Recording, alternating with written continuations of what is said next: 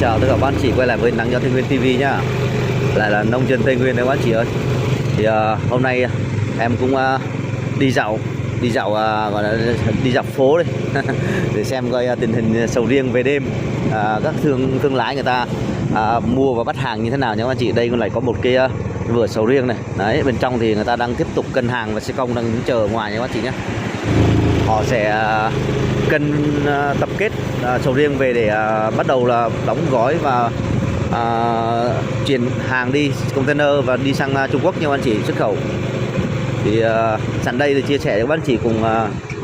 quan sát và nắm bắt cái tình hình ở trong khu vực nơi em ở nha các bạn chị nhé, để coi cái tình hình sầu riêng về đêm như thế nào.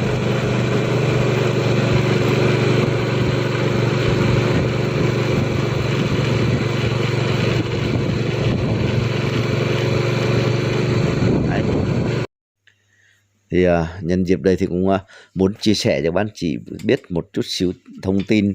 về cái tình hình cái sầu riêng nói chung. Thì trước đây các bạn chị cũng biết, cách đây 3-4 năm về trước thì cũng bà con nông dân thì đổ xô nhau đi mua cây giống về trồng cũng rất nhiều nha các chị. Hồi trước kia thì đã có rồi, và cũng số lẻ tẻ thì trồng cũng số ít vẫn có, nhưng mà cỡ 3-4 năm trở lại về đây thì trồng rất nhiều. Và do là những cái tình hình cái giá cà phê này, hồ tiêu nó giảm, thì những cây trồng nó đã qua thời gian lâu già cỗi thì nó kém năng suất, đồng thời giá cả thị trường nó kém. Như các bạn chỉ cất đây năm ngoái thì cái giá cà phê nó có được 30-40 ngàn một ký thôi. Mới năm nay bắt đầu cái giá cà phê mới nhích lên 100 mấy chục ngàn nha các bạn chị. Tiêu cũng thế, tiêu thì bây giờ cũng năm nay cũng mới lên nhích được trăm mấy, hồi trước thì nó giá cũng thấp, nên là sẵn là bị tiêu bị chết nhiều, cà phê già cỗi, nên bà con luôn tiện thế là chặt phá để đầu cơ cây sầu riêng, tại vì cây sầu riêng nó đang có giá. Còn hình như hiện tại năm nay thì cái sầu riêng nó bấp bênh, nó xuống giá, nên là cũng hơi vất vả về cái việc bán sầu riêng các bạn chị. Và đồng thời mưa Tây Nguyên rất nhiều nên là cơm của sầu riêng nó không lên được, nó bị xưởng cơm xưởng nước rất nhiều, nên các thương lái mà đã vào họ đặt cọc các vườn xong, đến khi vào để gõ cắt sầu riêng thì lại kiểm tra cơm không lên này, rồi bị xưởng bị sần này, nên là họ lại không lấy nữa. Thì đồng thời thì phải trả cọc hoặc là bỏ cọc đấy. Khi bây giờ cái sầu riêng chất lượng kém quá, nên là đưa về các cái thương lái đưa về các cái kho thì họ bắt kỹ nữa là họ lại loại ra và đi rất nhiều kho, có khi không nhập được. Mua từ hàng loại đẹp nhưng mà khi về đập là loại sang loại 2, loại 3, loại 4 gì đó. Các thương lái họ bị lỗ rất nhiều, và có nhiều người lỗ rất nặng luôn. Nên là những cái thương lái mà lớn thì họ đi theo cái công ty thì họ đến tận vườn, mà những vườn nào nhiều có tầm 10 tấn trở lên thì họ mới đến ký hợp đồng và họ thu mua. Còn dưới 10 tấn thì họ sẽ không mua. Chỉ có những thương lái nhỏ, những thương lái mà đi những loại xe nhỏ thôi, họ sẽ mua về, họ lại nhập lại cho những cái công ty đó, những cái kho đó thì họ mới bắt. Mà những cái lái nhỏ thì thường là họ mua là họ hay ép giá hơn, giá thấp hơn so với những người công ty họ mua. Và những thương lái thì có rất nhiều thương lái, có người thì mua rất khó và có người thì mua rất dễ. Nhưng mà nói chung thì mua dễ hay khó đi nữa thì nói chung bên người dân bán cũng bị thiệt hại và cũng bị ép giá rất nhiều. Và bên thương lái người ta đi mua về nhập vào các kho lớn thì thương lái họ nhỏ, họ vẫn bị nhà kho vừa họ ép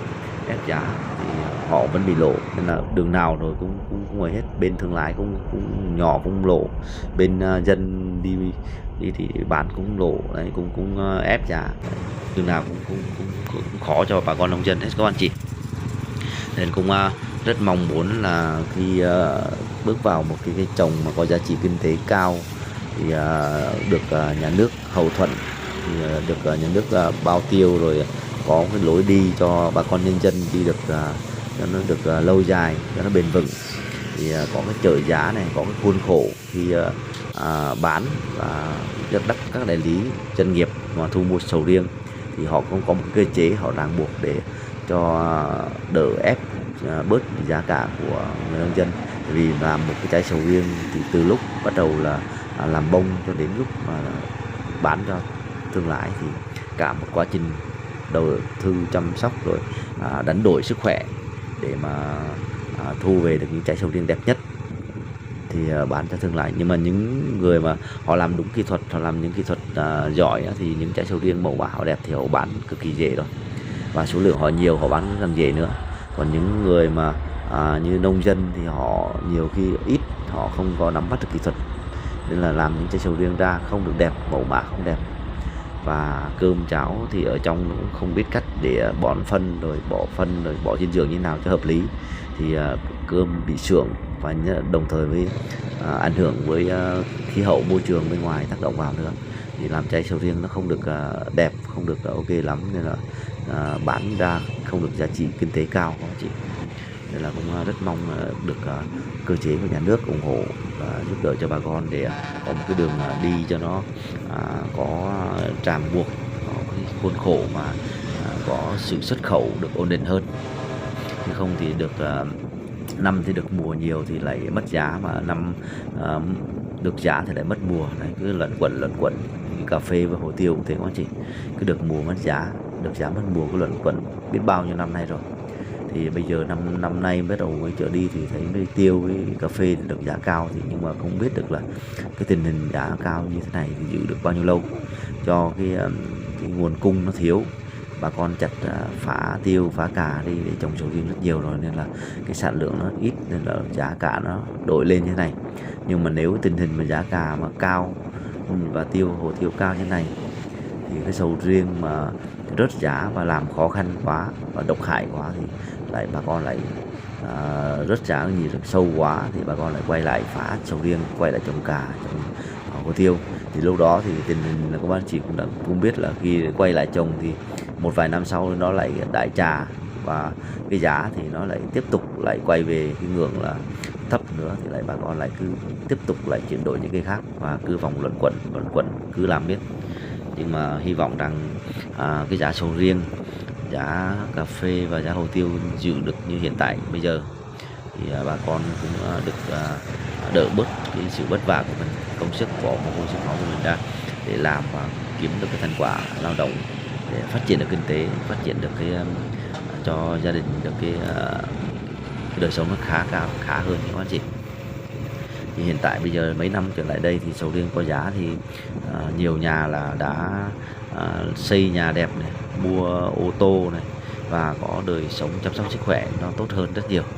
và có nguồn kinh tế để dự trữ, tích trữ khi đau ốm, khi cần một việc gì đó thì có nguồn để mà chi phí. Đấy,